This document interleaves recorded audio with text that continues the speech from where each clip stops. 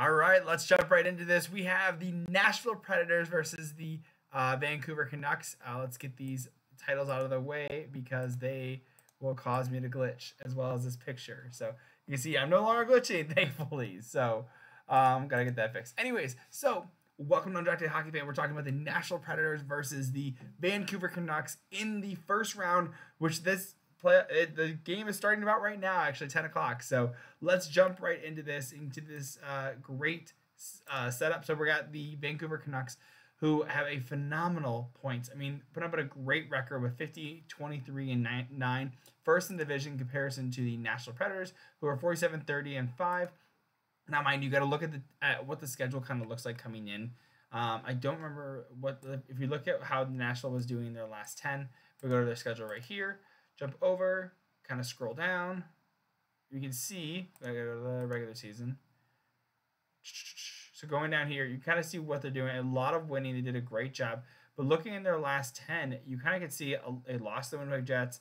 Win, overtime loss, win, loss, win, loss. Kind of like 50-ish, looking like that. Looking right there near the end of the season. But you're also seeing that similar with the Nashville Predators. Is they're about 50%.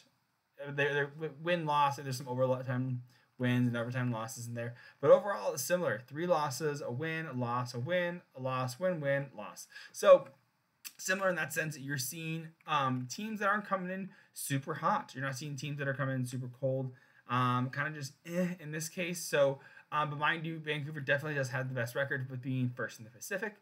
But the difference here, in my opinion, is that Nashville has more momentum, because if we check in the schedule, even without even doing points or anything too, right? You can kind of see where they're right here, February 15th, they had a massive loss against the Dallas Stars. And then the coach was like, you guys are idiots. You're not going to U2 concert in the Sphere in Vegas. And that wasn't for another 2 games. And they ended up winning this game. So they ended up winning against St. Louis and winning against Vegas. And then they go on this crazy 18-game point streak. All these Jesus wins. They get an overtime loss to Montreal. 2 more wins. Overtime loss to Minnesota. 6 more wins right here. And then they break the streak 8-4 against the Arizona Coyotes. Now the Utah Yetis or Outlaws at this point. But anyways, I think, to me, people are not happy about I don't think the Vancouver Canucks are happy about having to verse the Nashville Predators, who, again, coming off that huge streak, and then in the last 10 kind of being iffy right here. Probably more just saying, okay, we're gonna get in the playoffs at this point. But to me, I think I feel like that you're going to have a team that just is a little more hot, a little more ready to play. But you have to recognizing that the team is not better. The Nashville Predators are not better than the Vancouver Canucks, objectively. Because what you got to see is you get three big aspects of this, right? How are they on offense? How are they on defense? And how are they on goalies? I'd say defensively, Nashville's looking phenomenal with a Yossi, but then you have the opposite of the Yossi on the point getter on the Vancouver Canucks is Quinn Hughes. Probably going to win the Norris this year. How does the goaltending look for Nashville? Well, they have UC Saros, who, mind you, hasn't had the most amazing season at this point, with a .906. So he's a little above average. Lankinen also playing well at a .908. Goals against average are pretty similar per game.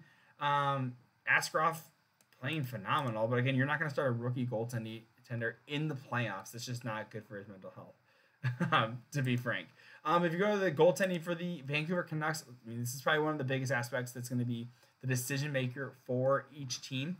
Demko had some injuries, had a little bit of issues near the end of the season, but over the total season put up a 9.18 save percentage with a 2.45 goals against. That's phenomenal. It's a great goalie, 35 wins as well. Really one of the bigger factors here, right? So then you got to look at what's the offense look like, right? So you talk about defense. Going to Nashville, again, if you go to the skaters, right? You're going to the defenseman, right? You have Yossi put up 85 points in 82 games, over a point per game, 23 goals as a defenseman. Phenomenal, right? Then you have Ryan McDonald, 32 points in 74 games. Doing pretty good there, right? Then it drops off Carrier at 20. And then you have Tyson Barrie at he got injured with only playing 41 games. Lauzon and Fabro really dropping off on those numbers as well. Then if you go over to the Vancouver Canucks, they're skaters, well, the defensemen, I guess you'd say. You had Quinn Hughes, 92 points in 82 games. Phenomenal. Not as much goals. I mean, it's not as much goals. 17, but 75 assists is phenomenal. You have Philip Hronek, 48 points in 81 games, still playing well. What a great trade for them. I think it's a win-win for the Red Wings fan here. I think it's a win-win, though, for the Vancouver Canucks as well as the Detroit Red Wings. And you have Tyler Myers, again, numbers dropping off of you got 29 and 77. And then Zadorov, more of a defensive defenseman. And you, of course, your two acquisitions, Lindholm as well, 26 and 12, or 12 and 26. So not putting up a ton of production there. But you can see that, I mean, you have a 100-point scorer in JT Miller, 37 points, 37 goals. Brock Besser put up 40 goals. Elias Pettersson put up 34, still point per game. I mean, some of these players are phenomenal. I think this is be if you can take down, I mean, that's going to be tough to take down. Do you have JT Miller on one center and then Elias Pettersson on the other? If you go to their lines here, going to the Vancouver Canucks, you have, again, JT Miller, Pius Suter playing up there, which is crazy. I imagine when he was playing more, I can't be playing left wing on the top line for Pius Suter, and they got him for like 1.7 million or something, like 1.3. It's like really cheap for him over 2 years. Brock Besser, of course, what a great line there. How is Pius Suter doing this year? I mean, he's got to put up 29 points in 67 games. Not probably, it was only 15 minutes, so he probably hasn't been playing a ton of time on the power play, or he's not playing on the top line a ton. Got Elias Pettersson, Sam Lafferty playing up a little higher. Niels Hoglander, so jealous of that pick. Dakota Joshua, Elias Lindholm, Connor Garland, solid. Ilya Mikheyev playing on the fourth line. I think he struggled with some injury issues, but again, overall, I really like the Vancouver Canucks. I mean, they're clearly playing well. I was super doubtful on them coming into the season. I did not think they were going to make the playoffs, and they proved me wrong completely, right? And then even again with amazing setup guys or quarterbacks like Quinn Hughes, Philip Hronek, phenomenal defenseman. I think Philip Hronek actually has a little more offensiveness to him as well. I think they would be great to utilize him. Again, Zadorov, Soucy was a great pickup. Tyler Myers, that contract's coming up soon, and Ian Cole as well as another acquisition. So the big decision maker is going to be Demko and whether he can continue to play phenomenally. And I think he can. So moving over to the Nashville Predators. So we have Philip Forsberg put up 48 goals. Phenomenal. I think he's like fifth or sixth in the goals. Let's see if we can find out. I think, oh no, this is Philip Forsberg. He's sixth. Sorry. He's sixth in goals. And dude, he's 12th in points. I mean, and a great mustache. Love this guy. So, but again, Forsberg putting up a phenomenal stats. You have Yossi playing a phenomenal. Gus Nyquist, who expected Gus Nyquist, put up 75 points in 81 games, 23 goals, 52 assists. I mean, when you sign Gus Nyquist, again, not old, but he's like 32, 31. You don't expect this. This is a career high for him. Phenomenal. Love this for him. Shooting at 15%, so a little higher than normal. Again, great acquisition in Ryan O'Reilly in the offseason for 69 points, 82 games. You're paying him like $4 million a year. Great pickup by Barry Trotz. Novak's playing well. Evangelista's playing well. Cody Sisson. Connor Sisson? Cody Sisson? Yeah, one of those two. Anyways, I think they're getting great production throughout the lineup. I think this is really exciting for them. If we go to their lines as well, you got Forsberg. What a dynamic first line you have there. Anthony Bolivia, late acquisition from Chicago, who originally was on Vancouver to Chicago to Nashville. Evangelista really stepping up into his own. He's a younger player. Mark Jankowski as well. Jason Zucker, good pickup from the Arizona Coyotes for, I think it was like a 5th round pick, something crazy small like that. And then you got the filler in for the bottom. Again, I don't really know these guys, but to me that kind of is part of the disadvantage, that you're not as familiar with Michael McCarrion, Cole Smith, Sherwood. I've seen Sherwood's name a little bit.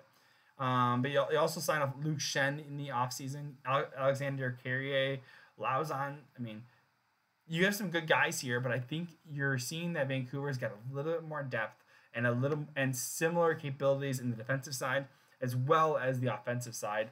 I think offensively, the Vancouver Canucks will perform a little better, and that's why for me, I see this going 7, but picking the Vancouver Canucks to take the series in this one.